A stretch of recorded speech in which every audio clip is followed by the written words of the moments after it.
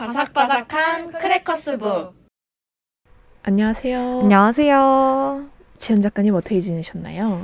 1, 2, 3부 동안 지브리 스튜디오의 영화를 한껏 다시 보고 또 보고 이렇게 지내고 있었습니다. 네네. 저도 뭐 별반 다르지 않은데 네. 이번은 약간 모두가 내 인생 영화로 손꼽는 작품이죠. 네. 바로 하울의 움직이는 성입니다. 저희 나라에서 개봉을 했을 때 할머니 뒤쪽으로 움직이는 성이 걸어가는 포스터를 많이 기억하실 거예요. 네네. 그게 되게 강렬했죠. 할머니가 주인공인 건가? 막 맞아요. 이런 생각도 되게 했던 것 같은데 네. 하지만 이제 명작으로 꼽히고 다른 사람들의 인생 영화로 꼽히는 데는 이유가 있겠죠. 아, 네. 그지만 작가님 혹시 하울의 움직이는 성 언제 보셨나요? 저는 그때 극장에서 개봉했을 때 봤던 것 같아요. 근데 너무 재밌어서 어떤 장면에서는 정말 심장이 두근두근 할 정도로 맞아요. 이게 너무 재밌었던 기억이 아직도 납니다. 맞습니다. 지훈 작가님은 언제 보셨나요? 저도 동생이랑 어머니랑 같이 영화관에 가서 봤었는데 네. 참 몰입감이 엄청나다 해야 될까요? 맞아요. 작화도 작화고 그 소리, 음악들 너무 좋았던 것 같습니다. 맞아요. 이렇게 벌써 약간 들뜨는 마음이 드는데 네. 네, 그럼 이제 영화 이야기 먼저 시작을 해볼까요? 네. 제가 간단하게 줄거리 소개 시작하겠습니다.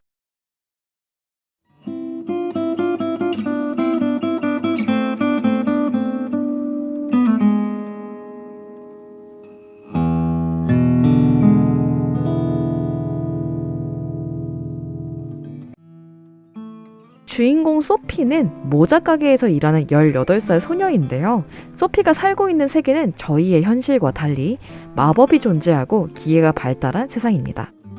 어느 날 골목길에서 마주친 짓궂은 군인들에 의해서 곤란한 상황에 처하게 되는데 웬 잘생긴 남자, 즉 하울이 나타나서 그녀를 구해주게 됩니다. 그렇죠. 하울과 헤어진 후에 마녀가 그녀를 찾아오게 되었고요. 황야의 마녀는 하울에 대해서 묻더니 돌연 소피를 90세의 노파로 만들어버립니다. 네. 노파가 된 소피는 사람들의 눈을 피해서 아무도 없는 황무지로 향하는데 우연히 덤불숲에 처박힌 허수아비 네, 카브의 도움으로 황야를 돌아다니는 하울의 움직이는 성 안으로 들어가게 돼요. 그리고 그 성 안에서 하울과 그의 제자 마르클 그리고 불의 악마 캘시퍼와 함께 살게 되는 내용입니다. 저 캘시퍼 너무 좋아해요. 정말 하울 다음으로 인기 많은 캐릭터라고 하면 캘시퍼일걸요? 전 캘시퍼 먼저. 너무 좋습니다. 계란 껍데기를 우적우적 먹는 그 모습이 저 너무 재밌었던 것 같아요. 맞아요. 그 자그마한 존재가 그 성을 움직이는 거잖아요. 맞아요. 그리고 그 장면도 그렇고 혹시 작가님은 가장 기억에 남는 장면 하나 있으신가요? 참 여러 장면들이 있지만요. 일단 제일 첫 번째로는 아침 식사 먹는 장면이 너무 유명하잖아요. 베이컨을 3줄 굽고 계란을 마구마구 터뜨려가지고 캐시퍼가 먹고 이제 하울이 이렇게 하는데 너무 맛있어 보이는 거예요. 맞아요. 실제로 전에 한번 게스트로 나오셨던 덕후 작가님 만화 요리책이라는 책에서도 하울 정식을 직접 만들어보는 그런 모습도 책으로 나오기도 했습니다. 네네네. 그지만 작가님은 혹시 기억에 남는 장면 제일 꼽으라면 뭐가 있으세요? 이게 아마 모두가 동일할 것 같긴 한데 네. 이제 공중 산책이죠. 그때 딱 처음으로 이제 그 음악이 나오잖아요. 인생의 회전목마. 맞아요. 와, 근데 그 장면이 음악과 분위기와 한데 어우러지면서 와, 이렇게 아름다운 장면이 있을 수 있나? 맞아요. 라고 생각하면서 약간 벙찐 채 바라봤던 기억이 나요. 뭔가 되게 마냥 행복해 보이지 않아서 더 마음이 가지 않았나 싶기도 해요. 그래요? 저는 마냥 그래요? 저 약간 음악이 좀 슬프잖아요. 인생에 좀 가끔 슬픈 부분이 이렇게 느껴지다 보니까 이 사람의 역경과 고난들이 앞으로 많이 나오려나 보다 좀 슬픈데 이러면서 봤던 것도 있었습니다. 그 나이에 그런 생각을 했어요? 그러게요. 또 그 음악이 너무 좋았나 봐요. 맞아요. 음악이 뭔가 이제 갑자기 다 합쳐지면서 한 번에 팡 터지는 느낌이 있어서 맞아요. 아마 그 감동이 더 컸지 않나 싶습니다. 그리고 영화 속에서 굉장히 많은 변주곡으로 등장을 하잖아요. 네. 어떨 때는 뭐 리코더로 나오기도 하고 어떨 때는 그냥 피아노 연주로 나오기도 해서 보면서 굉장히 많이 재밌게 봤던 것 같아요. 네. 각본과 영화의 감독 모두 미야자키 하야오가 진행을 했고요. 119분의 러닝타임으로 2004년 12월 23일에 개봉이 되었습니다. 영국 소설가 다이애나 윈 존스의 동명 판타지 소설을 원작으로 하기도 했습니다. 네, 저 읽었습니다. 어떠세요? 원작과 비교를 해보면? 많이 다릅니다. 그때 제가 하울의 움직임성을 너무 재미있게 보고 네. 그러면 소설은 얼마나 더 재밌을까? 원래 원작을 못 따라간다던데 하고서 이제 하울의 움직이는 성 1권, 2권을 구입했는데 네. 1권까지만 읽었습니다. 또 다 그렇게 되는군요. 네네. 읽어본 모두가 원작 내용과는 전혀 다르다라는 이야기가 많더라고요. 맞아요, 맞아요. 센과치히로의 행방불명 다음으로도 상업적으로 가장 큰 성공을 거두었던 영화기도 했고요. 일본 지브리 박물관에서는 하울의 어린 시절을 그린 단편 애니메이션 별을 산 날이라고 하는 작품을 방영 중이지만 아쉽게도 이 별을 산 날이라는 작품은 이 박물관에서만 상영을 하는 작품으로 다른 매체에 나온 적이 없다고 하네요. 지브리 박물관에 올 수밖에 없게 만드는 것 같아요. 그쵸. 근데 거기서 말하는 별이 캐시퍼일까요? 아마 그럴 것 같습니다. 별을 산 날이라고 하는 거 보니까 네네. 캐시퍼를 마주했던 장면이 사실은 영화 속에도 잠깐 나오잖아요. 그쵸. 손에 뚝 떨어지는 계약을 하는 이제 먹어버리는 그 맞아요. 모습이 나오는데 근데 그 장면에 대한 비하인드가 있을 것 같아요. 보통 인기 성우를 배제하고 연극 배우나 신인을 쓰는 미야자키 감독인데요. 의외로 하울 역은 굉장히 유명한 배우죠. 기무라 타쿠야에게 맡겨서 화제가 되었습니다. 목소리 좋죠. 미야자키 감독과 스즈키 프로듀서 모두 기무라 타쿠야라는 이름은 알고 있었는데요. 그가 출연한 작품이나 쇼프로는 한 번도 본 적이 없었다고 해요. 네. 그래서 결국 스즈키 프로듀서가 자신의 딸한테 기무라 타쿠야가 어떤 사람이야? 라고 물어봤는데 그 딸이 인기도 많고 멋있는 사람이다. 근데 무슨 말을 하든 진실미가 안 느껴져. 라고 대답한 것이 하울의 이미지와 딱 맞아떨어져서 채용이 되었다고 하네요. 특이하네요. 그쵸. 어떻게 보면 하울이 굉장히 여린 사람이잖아요. 네네. 겉으로는 강해 보이지만 그런 모습에 있어서 성우한테서도 그런 면모를 발견하고 싶었던 건 아닐까 싶기도 합니다. 그쵸. 유양미가 있죠. 맞아요. 나는 소심해. 난 못할 거야. 못 나가. 막 이러면서. 되게 귀여운 면도 있고. 네네. 결국 기무라 타쿠야가 연기하는 모습을 실제 더빙 첫날 스튜디오에서 처음 보게 되었다고 하는데 첫 녹음이 끝나자마자 미야자키 감독이 만세를 불렀다고 합니다. 너무 찰떡이었나 봐요. 그리고 영화 음악 우리 글지마 작가님이 아까 너무 좋았다 했던 인생의 회전목마 역시 히사이 시조라는 작곡가가 맡았습니다. 네네. 그의 작품 중에서 가장 유명한 곡이라고 해도 과언이 아닐 정도로 이 인생의 회전목마라는 곡은 다양하게 재편곡이 되어서 영화에 등장을 하고 있었고요. 첫 음만 들으면 누구든지 알게 되죠. 그쵸. 내 옆에 이렇게 푸르른 초원이 펼쳐지잖아요. 맞아요. 그런 모습인 것 같습니다. 실제 미야자키 하야오가 외부 인터뷰보다 작품을 통해서 말하고 싶어하는 특성이 좀 강한 창작자다라고 저번에도 얘기 드린 적이 있었는데요. 네. 직접적으로 언급한 것은 아니지만 영화 제작 당시였던 2003년 이라크 전쟁을 빗댄 내용이라는 평가가 굉장히 많았습니다. 그래서 이 작품으로 제가 알기로는 미국에서 상을 주겠다고 했는데 그러니까 전쟁을 일으킨 나라에서 상 받고 싶지 않다고 해서 거절을 한 걸로 알고 있습니다. 또 그런 일이 있었군요. 네네. 전쟁은 정말 끔찍한 결말밖에 없잖아요. 네네. 그런 이야기와 분위기를 전해주고 있기도 하고 우리에게 정말 중요한 것은 무엇인지에 대해서 말해주고 있는 영화기도 합니다. 네. 소피는 영화 속에서 황야의 마녀에게 저주를 받잖아요. 맞아요. 90세란 나이의 노인으로 갑자기 변신을 하게 되는데 막 자기의 얼굴을 막 이렇게 문대면서 이게 진짜 나냐고. 맞아요.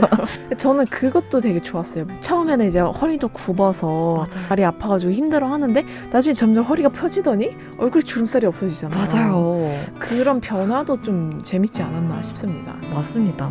저주를 풀기 위해서 모자 가게에서 지내던 때보다 하울의 성에 들어가서 훨씬 열심히 생활을 하게 되는 소피인데요. 그쵸. 초반에 굉장히 정적이고 뭔가 체념한 듯한 바느질을 하는 소피의 모습과는 완전히 대조가 되고 있죠. 네네. 하울의 성에서 지내면서 소피는 자신에 대한 확신과 생각을 또렷하게 바라보게 되는데 영화 중간에서도 확신에 차서 말을 하는 소피의 모습에서는 노인의 얼굴이 아닌 본래 자신의 모습으로 돌아가는 모습도 볼 수가 있었습니다. 맞아요. 저는 왜 계속 바뀔까? 라는 생각을 많이 했던 것 같은데 그래서 그랬구나 라는 맞아요. 것도 있었습니다. 이래서 영화는 약간 어렸을 때 한 번, 커서 한 번 이렇게 보는 게 좋은 것 같아요. 맞아요. 그때 생각과 전혀 다르니까요. 맞아요.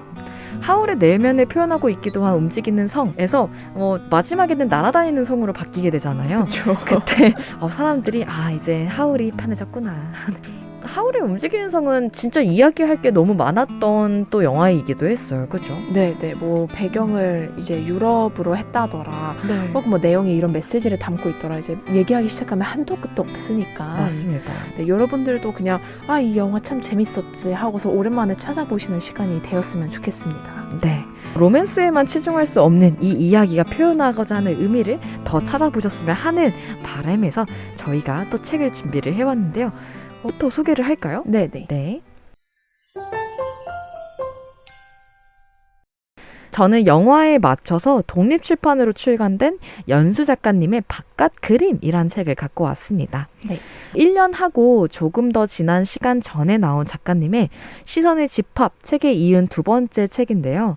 118쪽의 이야기를 토대로 말씀드리면 안에서부터 조용해 마침내 바깥으로 나서게 된 그림의 이야기라고 합니다.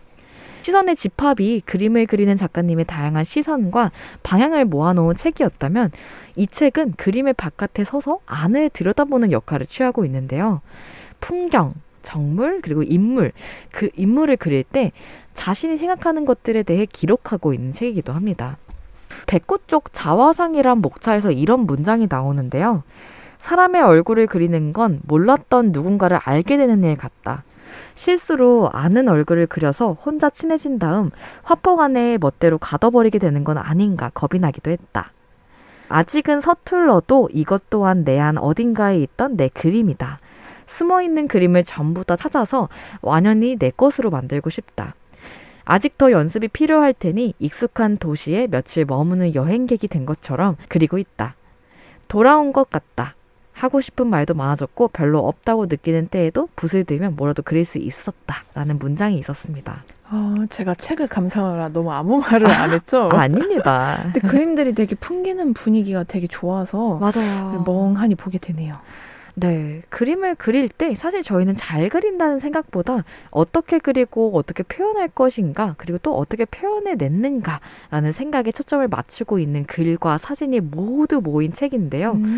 그래서 굉장히 독자들이 자연스럽게 이 책에 스며들도록 만드는 것 같습니다. 네네. 어떤 말씀이신지 그림 보다 보니까 진짜 알 것 같아요. 네. 누군가 그림을 어떤 마음으로 그리세요? 라고 혹은 그릴 때 무슨 생각을 하세요? 라고 질문을 한다면 작가님은 뭐라고 대답할 것 같으세요? 저는 사실 그림을 모방하는 수준에서 멈춘 사람으로서 그냥 가장 비슷하게 그려야겠다라는 생각만 하고 막 어떤 걸 표현해야겠다까지는 도달하지 않은 상태라 그렇습니다. 아마 전공자여도 사실 왜 그리는지에 대해서는 끊임없이 질문을 하게 되는데요. 네. 그에 대한 답변을 자유롭게 찾아볼 수 있는 책일 것 같기도 합니다. 네네네. 영화 속에서 마법사 하울의 욕실을 기억하실 거예요. 네. 굉장히 지저분하다고 소피가 다 치워버리잖아요. 그렇죠. 뒤죽박죽 얽힌 색이지만 그 후반부에서 등장인물들은 어떤 색을 찾아가고 있는지 이 바깥 그림이란 책과 같이 보시면 좋을 것 같아서 소개드리게 되었습니다. 네, 뭔가 글과 그림을 좋아하는 분이라면 정말 좋아하지 않을까 하는 생각이 드네요. 좋은 책 추천 감사합니다. 네, 그럼 다음으로 글지마 작가님 책 추천 들어볼까요? 네. 저는 애옥의 한국 소설이라는 제목의 책을 가져왔고요. 네. 작가님은 서귤 작가님이시고 출판사는 이제 이후진 프레스라고 예전에 저희 방송에 나와주셨던 이유북스 사장님들의 출판사입니다. 네. 21년도에 나온 책이고 제가 알기로 이게 텀블벅에서 성공을 크게 한 걸로 알고 있거든요. 네네. 그때 저도 살까 하다가 약간 시기를 놓쳤는데 네. 다행히 이제 이후북스에서 판매를 하길래 구입을 했습니다. 일단 표지가 되게 강렬하죠. 네. 약간 제가 그래서 애욕의 뜻이 뭘까? 한번 일단 단어부터 찾아봤습니다. 네. 일단 1번은 애정과 욕심을 아울러 이르는 말이고요. 두 번째는 이성에 대한 성애의 욕망입니다. 그래서 뭔가 한국 소설에 담긴 애욕적인 이야기를 담은 책이라고 할 수 있겠는데요. 네. 소설을 말로 설명한다기보다 이런 장면이 있다 하면서 그림으로 설명한 그림책이거든요. 그래서 작가님의 한국 소설에 대한 애정을 이제 작가 소개에서부터 볼 수가 있는데 작가님께서는 20살 때 한국 소설에 인생을 바치기로 결심했지만 네. 얼마 후 철회했다. 그리고 이 소설들을 사랑합니다라는 말을 풀어서 이 책을 내셨다고 이렇게 소개를 하더라고요. 그래서 읽다 보면 처음부터 되게 강렬해요. 저희가 한국 소설하면 떠오르는 그게 있잖아요. 설렁탕 사왔는데 왜 먹질 못하니. 맞아요. 너무 슬픈 장면 중에 하나죠. 그쵸. 슬프면서 이제 모든 사람들이 기억하는 장면 중에 하나인데 네. 그분이 이제 운수 좋은 날의 김첨지죠. 네. 그 소설을 쓴 이제 현진건 작가의 다른 작품을 설명하면서 이 책이 시작이 되는데 네. 그때 이제 정신이 확 들더라고요. 약간 이거 교과서의 야화 같은 느낌? 오. 교과서엔 실리지 않은 다른 면본을 보는 것 같아서 되게 즐거웠고요. 네. 그리고 약간 욕망하는 캐릭터들에 대한 설명이 나오다 보니까 그치. 약간 사람 사는 게 약간 이런 거지. 뭔가 그런 실체를 볼 수도 있는 느낌도 들었는데 사실 저는 이름만 들었던 작품들이 되게 많았던 것 같아요. 은희경 작가님의 작품이라던가 혹은 김훈 작가님의 카레 노래 이런 것들도 많이 들어있고 네. 근데 그 와중에 저는 반가웠던 거는 한강 작가님의 채식주의자. 이제 이제 유일하게 읽었던 책으로서 약간 그래 이런 장면이 있었어 라고 이제 읽었던 책을 다시 돌아볼 수 있는 시간도 되었고 네. 혹은 247페이지에 대불 호텔의 유령이라는 책이 나오는데 네. 작가님이 책 소개를 워낙 재밌게 해주세요. 네. 그러다 보니까 이 소설은 나도 나중에 좀 읽어보고 싶다라는 생각을 하면서 이제 책 소개를 정말 재밌게 읽었던 기억이 있습니다. 작가님이 소개해 주시면서 살짝 책을 봤는데요.